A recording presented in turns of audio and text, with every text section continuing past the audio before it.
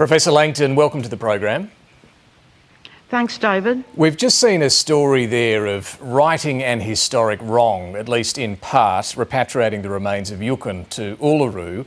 It comes as vigils are held tonight and over the coming days for the family of 15-year-old Noongar boy Cassius Turvey, who was allegedly beaten to death while walking home from school in Perth. Why do you think this case has been such a lightning rod for so many Indigenous Australians?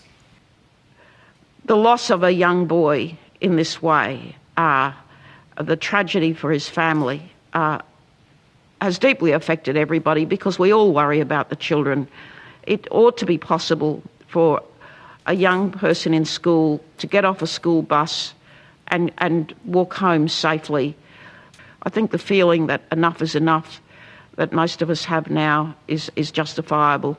So my deep condolences to the family of Cassius Turvey and to his friends, especially his school friends and the friends in the community. Such a loss, such a terrible loss. Let me turn to the Indigenous Voice to Parliament. You led the co-design process along with Professor Tom Calma, and you're now on the working group advising the government on the next steps. The referendum on the Voice could be only 12 months away. What is being done to build the case right now, and is it enough in your view? Frankly, I don't think that enough people in our community who told the members of our Voice co-design process that they want a voice are stepping up and making their intentions clear. They're probably leaving the job to a handful of us again, and most Australians aren't hearing the message. We reached out to at least 10,000 people and many more in local government, in industry bodies, and I think the polling's right. You know, over 60% of Australians will vote for a voice, and indeed most of the Aboriginal and Torres Strait Islander community will vote for a voice. But people want to know, well, what does this mean? What will the voice do? What are the details? And I want to hear from those community people who spoke to me, who said, well, what are we going to do in our region? How can we make our voice heard in our region?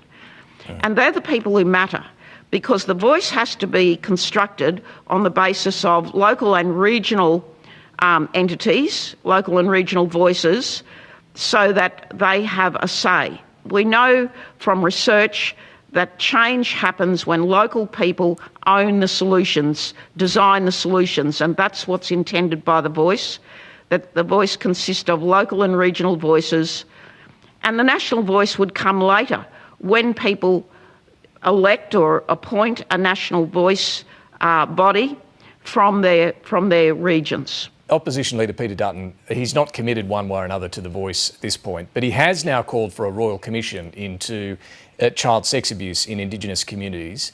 15 years on from the Northern Territory intervention being launched, what is the scale of this problem?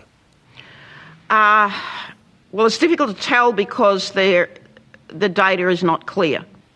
There was an inquiry in the Northern Territory. The report was called Little Children Are Sacred, and that inquiry was conducted by Pat Anderson and by the late Sir Ronald Wilson. And it made a number of recommendations.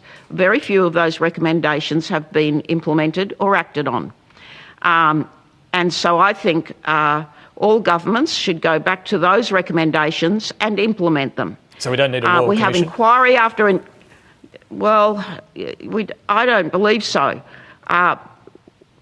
We simply need the child protection services to be resourced and reformed.